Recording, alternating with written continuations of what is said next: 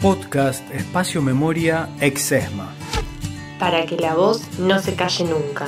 Toda esa formación que se nos daba a nosotros de combate regular empieza a formarnos en otra doctrina que es la doctrina de la seguridad hemisférica y la doctrina de la seguridad nacional.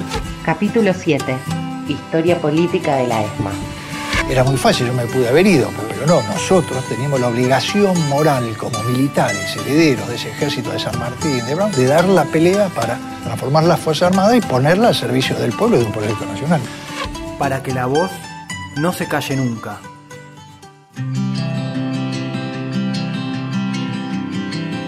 Hola a todos y todas. Mi nombre es Daniel y trabajo en la investigación y el desarrollo de contenidos acerca de la historia de la Escuela de Mecánica de la Armada y de la Marina en general. Junto con Sabrina e Ignacio, los invitamos a hacer un recorrido por la prehistoria de lo que fue uno de los centros clandestinos de detención, tortura y exterminio más grandes durante la última dictadura. ¿En qué eventos histórico-políticos estuvo involucrada la Marina? ¿Cómo se vivieron en este predio de 17 hectáreas? ¿Hay algo de todo eso que sirva para explicar el modo y la dimensión del ejercicio del terrorismo de Estado? Empecemos con el origen. La creación de la Marina se vincula con el estado de guerra abierto o latente en que Argentina estaba envuelta desde sus orígenes como nación. Guerras civiles o convencionales, con los españoles primero y luego con sus vecinos Brasil y Paraguay en el este y Chile en el oeste.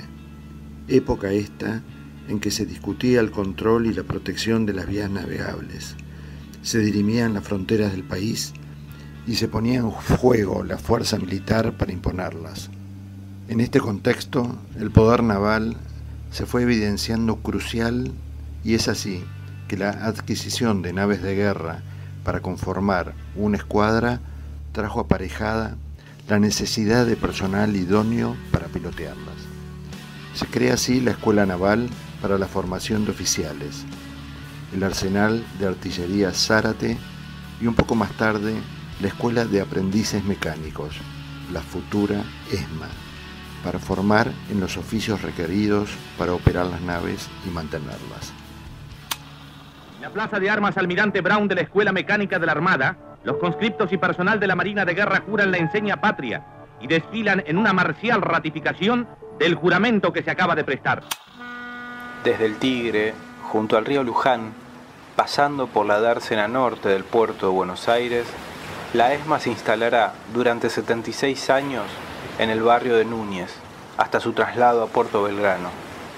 Inició en 1928 con 400 alumnos, 13 edificios y 9 hectáreas.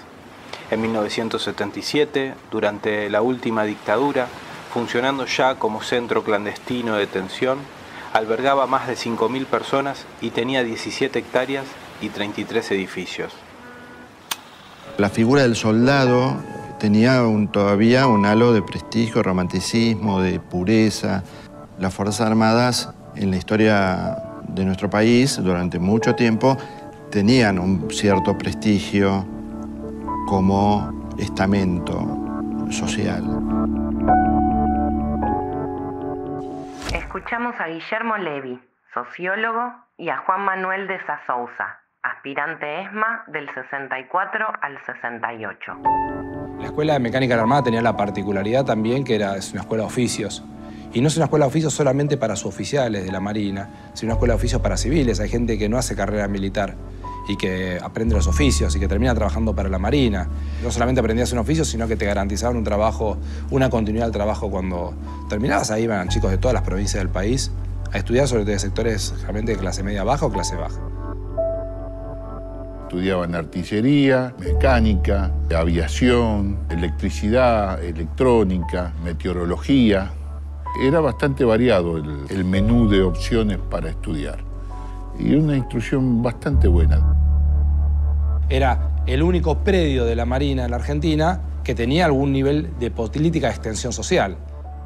Y creo que la Escuela de Mecánica de la Armada hasta el año 76 claramente tuvo esa imagen, digamos, frente a la sociedad, digamos, ¿no?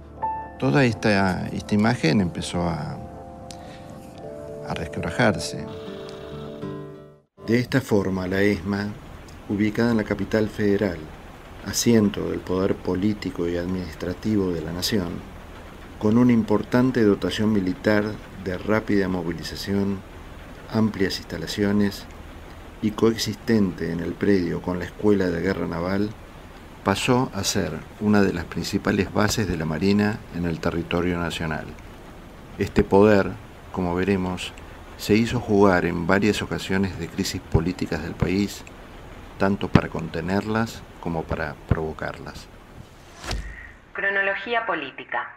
La escuela, inserta en el sistema educativo de la Marina de Guerra, y esta con su idiosincrasia, inserta en las Fuerzas Armadas de la Nación, no escapó a las vicisitudes de la vida política del país y al papel que el poder militar en su conjunto cumplió como herramienta de orden y disciplinamiento social, a través de los golpes de Estado o la imposición a los gobiernos civiles de políticas afines a la ideología militar con la amenaza de la fuerza. De la particular idiosincrasia de la Marina de Guerra da cuenta Martín Gras. Martín es abogado, docente universitario, sobreviviente de la ESMA y querellante de las causas que investigan los crímenes allí cometidos. Podemos pensar que existió en un momento dado un antiperonismo simbólico como construcción identitaria de la Armada Argentina. Quizás sea una expresión exagerada, quizás no, pero si uno trata de determinar el rol político de la Armada Argentina desde sus comienzos oficiales a finales de la década de 1870 hasta el retorno de la democracia, es claro que hay una identificación absoluta, yo casi diría exagerada, con el partido de orden, con el pensamiento más depurado del poder real, del poder fáctico de Argentina. Y eso es así desde la creación de la Armada hasta el peronismo, y va a seguir siendo así durante todo el peronismo y el posperonismo, y fundamentalmente durante los gobiernos militares, en particular el autodenominado proceso de reorganización nacional. Esta preparación para actuar en el frente interno se manifestó en la Escuela de Mecánica a través de una instrucción y un equipamiento militar específico en caso de producirse una alteración del orden público, AOP, en la sigla reglamentaria. Así, se constituía una formación especial que incluía instrucciones para la tropa en contacto con civiles, uso de armas portátiles y otras indicaciones, lista para acuartelarse y en su caso intervenir tanto en la represión como en la custodia de objetivos, llámese altos cargos, edificios o servicios públicos. Esta formación especializada se acentuó en las décadas del 60 y 70 a medida que, bajo la doctrina de seguridad nacional, el enemigo pasó a estar no ya fuera de la frontera, sino dentro, disperso en el pueblo mismo. De tal manera que en el paroxismo del terrorismo de Estado del 76, las Fuerzas Armadas habrían de reprimir, vigilar, espiar, encarcelar, secuestrar, torturar, ejecutar y finalmente hacer desaparecer a los propios connacionales. Para que la voz no se calle nunca. A continuación, vamos a reseñar los antecedentes más destacados de la ESMA en sus cruces con la política nacional. 1943. El combate de la ESMA.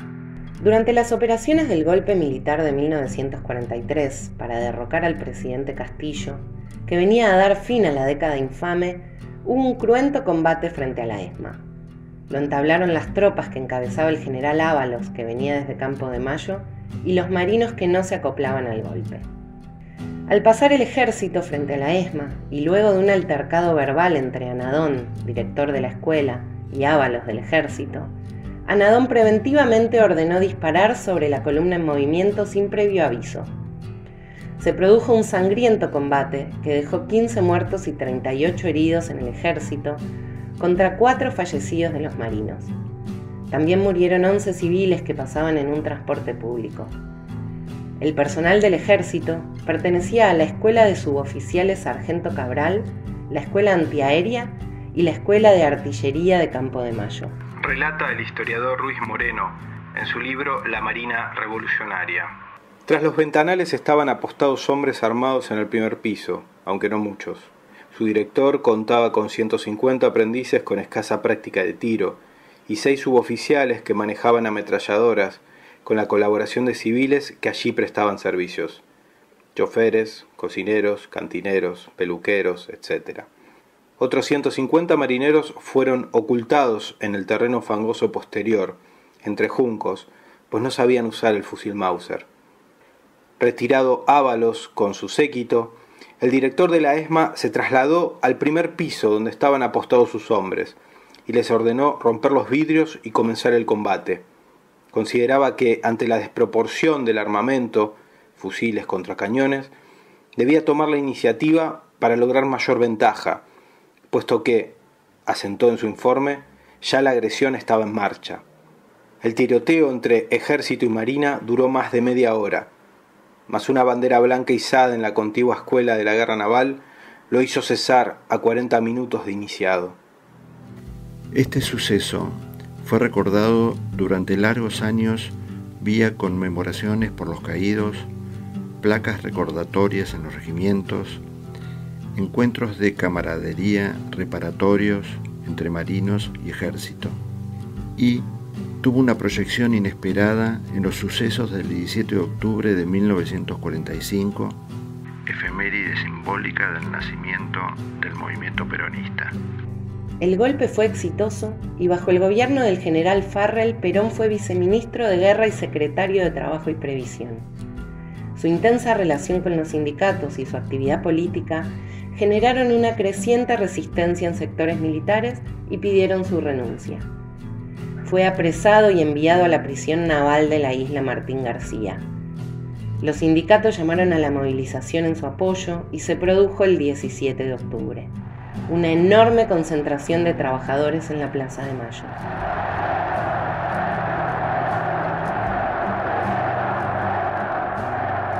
El almirante y jefe del Estado Mayor de la Armada, Bernengo Lima, frente a las movilizaciones obreras que se dirigían a Plaza de Mayo, propuso ocupar la ciudad y reprimir con la Marina y el Ejército para evitarlo. El general Ábalos, jefe de Campo de Mayo, la principal guarnición militar, se negó a reprimir, renunció y pidió el retiro. Sin el ejército, la Marina quedó aislada y el movimiento fracasó. Según el historiador del ejército Robert Potash, el general Ábalos, siendo el único militar durante los acontecimientos de octubre de 1945 que podía dar órdenes de detener la marcha de Perón hacia el poder, ya que comandaba la base de Campo de Mayo, decide no hacerlo. Según Potash, Ábalos está influido por el antecedente de los muertos del 43 en la ESMA y decide evitar nuevas pérdidas de vidas innecesarias. El general Perón se postuló como presidente a las elecciones de 1946 y las ganó.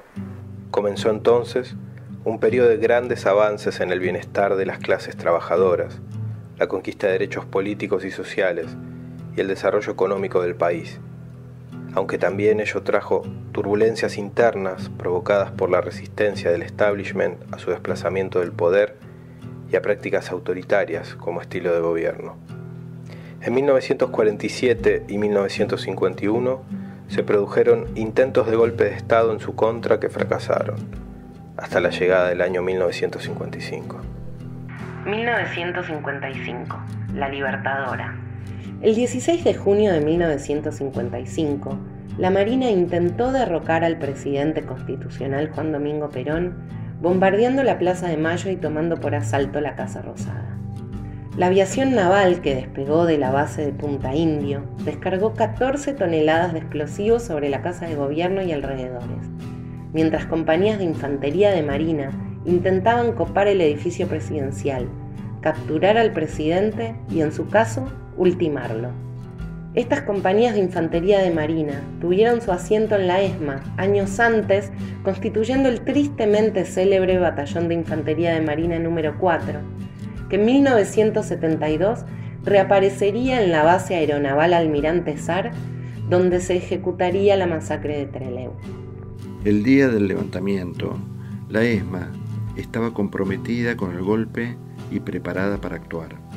Sin embargo, la acción conjunta de su director, el capitán de navío Adolfo Cordeu, que, habiéndose juramentado respetar la Constitución, se negaba a movilizar las tropas hacia Plaza de Mayo, y la del general Fatigati, jefe del primer cuerpo de ejército, que ayudó a neutralizar el levantamiento, evitaron la participación de la escuela. Esta conducta le valió al director de la ESMA, posteriormente, el repudio y difamación de sus camaradas y su pase a retiro. Si bien esta conspiración fracasó en junio, 3 meses más tarde, en septiembre, saldría victoriosa. La ESMA esta vez sí participó del golpe, estando su batallón de alumnos ocasionalmente en la base naval de Puerto Belgrano. Así lo refleja la memoria anual ESMA de 1955. Memoria anual 1955.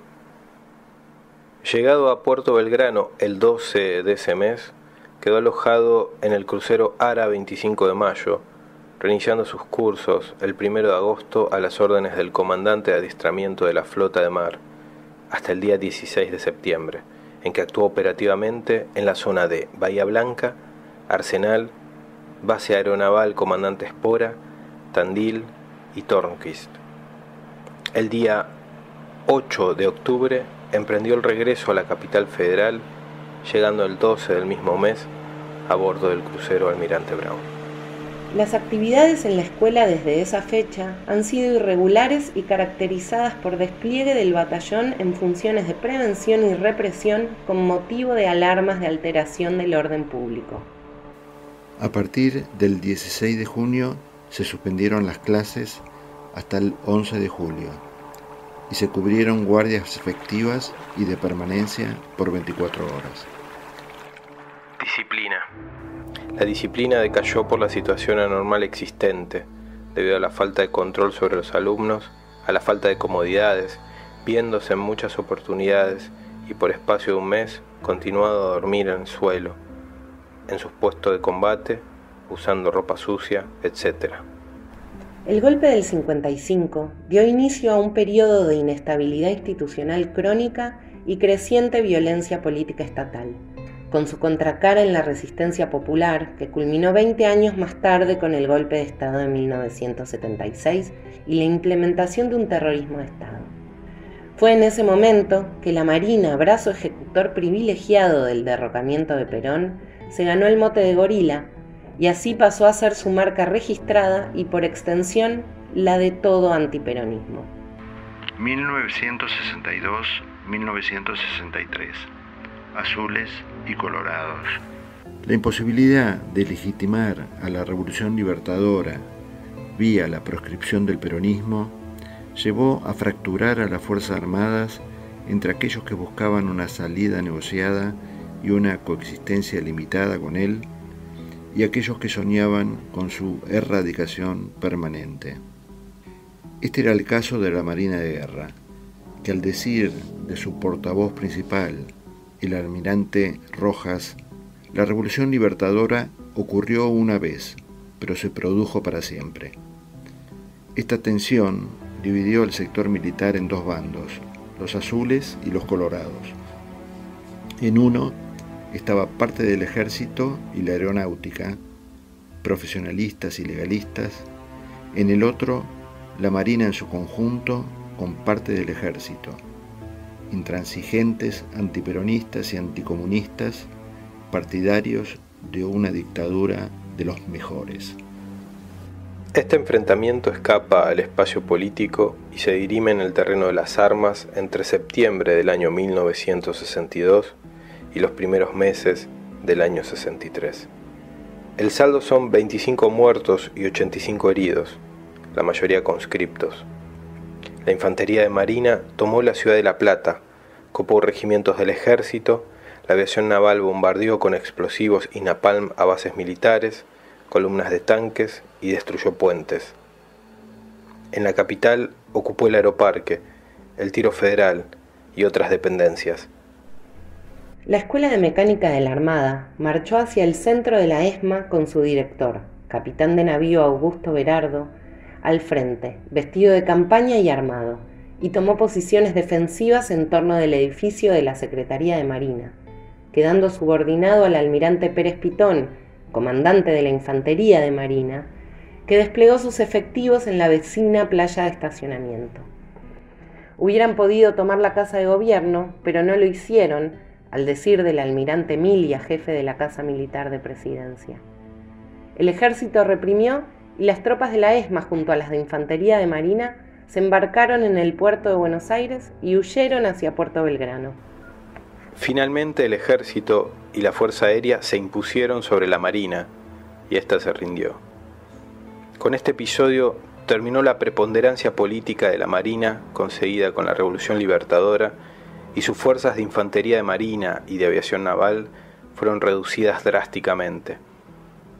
Durante los años 60 se produjo una movilización popular creciente que hackeó a las dictaduras gobernantes y que radicalizó con un giro nacionalista y populista a sectores del ejército y de la Marina. Para que la voz no se calle nunca. 1972. Insurrección de Urien y Lebrón. Bueno, yo soy Julio César Urien, oficial de Marina, teniente fragata retirado de Infantería de Marina, militante peronista y montonero.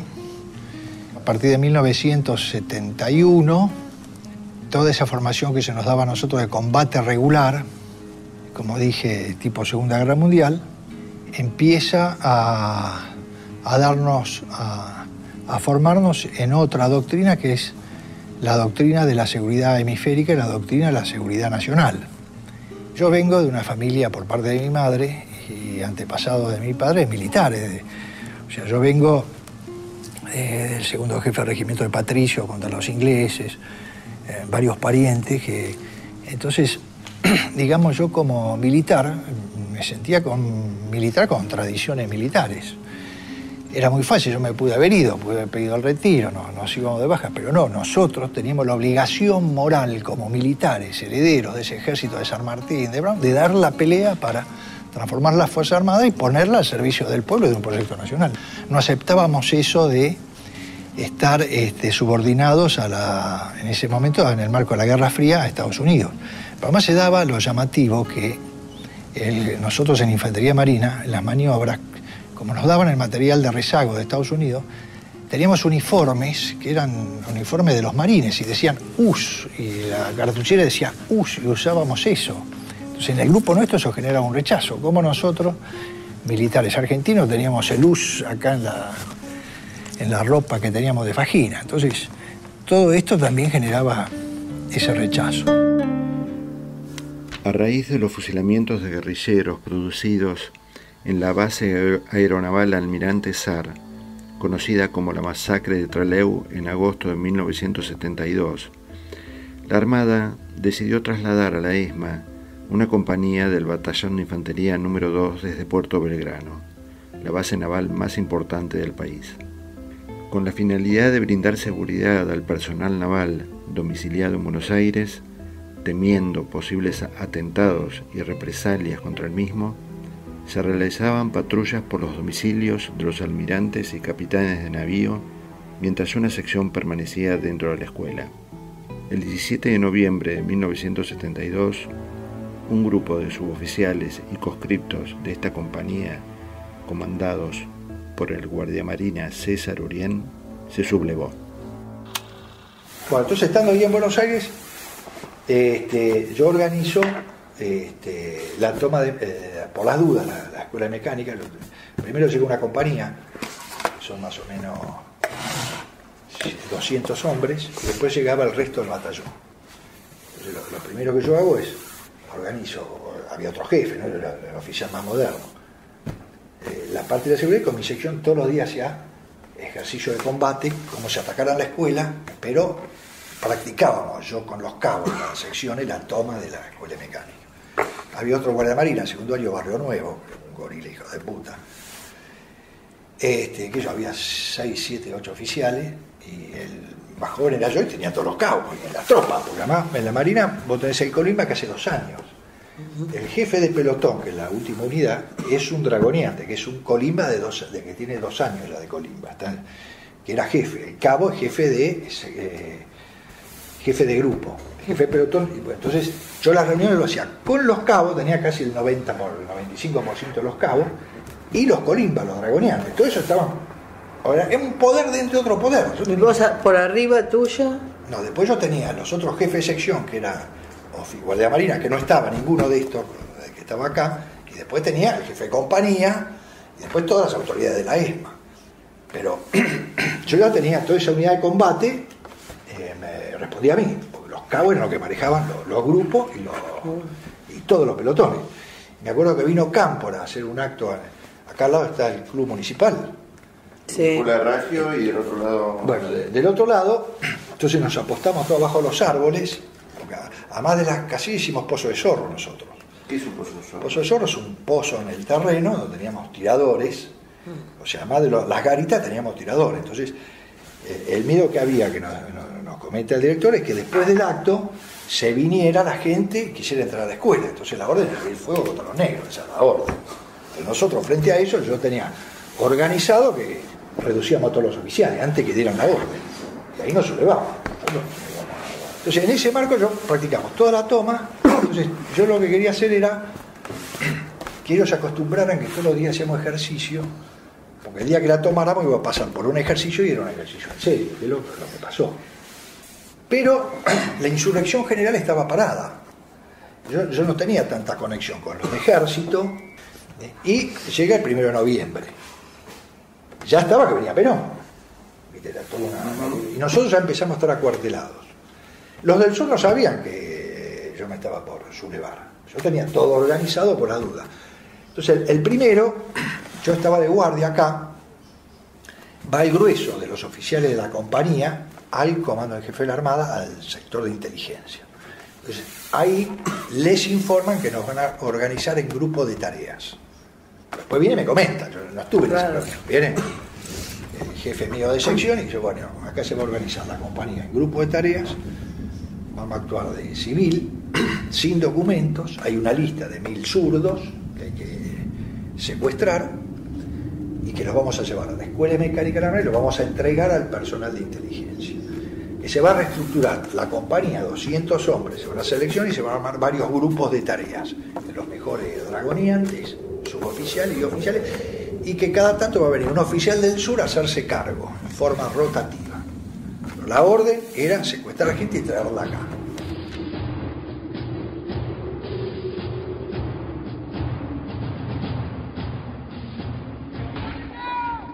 Finalmente, el intento de sublevación fracasa al ser descubierto con anticipación. Pese a eso, un contingente logra salir de la ESMA para unirse a la lucha popular, pero es cercado y reducido en Lomas de Zamora, provincia de Buenos Aires. 1975-1976. Después de la conmoción provocada en el seno de la fuerza por el levantamiento de marinos, la ESMA sufrió una serie de transformaciones directamente relacionadas con ese evento. Entre ellas, se trasladó en 1973 la central de comunicaciones, que antes estaba ubicada en el edificio de la Jefatura de Guardia, frente a la Avenida del Libertador, hacia el centro del predio, en un sótano del edificio de la cocina-comedor, brindando mayor seguridad a ese vital servicio, copado por los marinos insurrectos durante la rebelión. Luego, en 1974, se instaló definitivamente una compañía de infantería de marina, conformando, junto con la compañía ceremonial ya existente, la estructura defensiva y de seguridad de la Escuela de Mecánica. Hacia finales de 1975, con el perímetro de la escuela fortificado con 15 garitas de vigilancia y un sistema electrónico de detección, y con el plan de capacidades internas de la Armada en marcha, la ESMA se organizó finalmente como grupo de tareas, el tristemente famoso GT3.3. Como le advirtieran a Urien 3 años antes. Y viene, me saluda, me presenta, da la mano, he venido a conocerlo y a hacerle una pregunta. Ustedes ganaron las elecciones. ¿Piensan hacer la revolución? Entonces yo me quedo a mí, antes que conteste, me sorprendió la pregunta, me dice, la Armada no lo va a permitir. Estamos dispuestos a matar 1 millón de personas. Saluda, le da la mano y se va.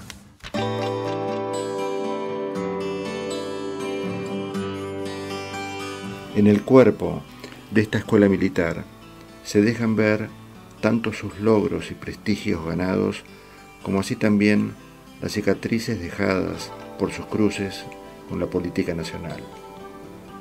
El bajo nivel educativo, la pérdida de horas clase, el quiebre de la disciplina, las bajas continuas, el déficit permanente de personal de conducción y finalmente la nefasta imagen proyectada al conjunto de la sociedad de haber sido un centro clandestino de reclusión, tortura y desaparición. Este relato quiso hablar de la Escuela de Mecánica de la Armada y su actuación en los contextos políticos. Dejamos para una próxima entrega hablar no ya de una escuela, sino de la Marina en su conjunto, una historia política de la Marina de Guerra.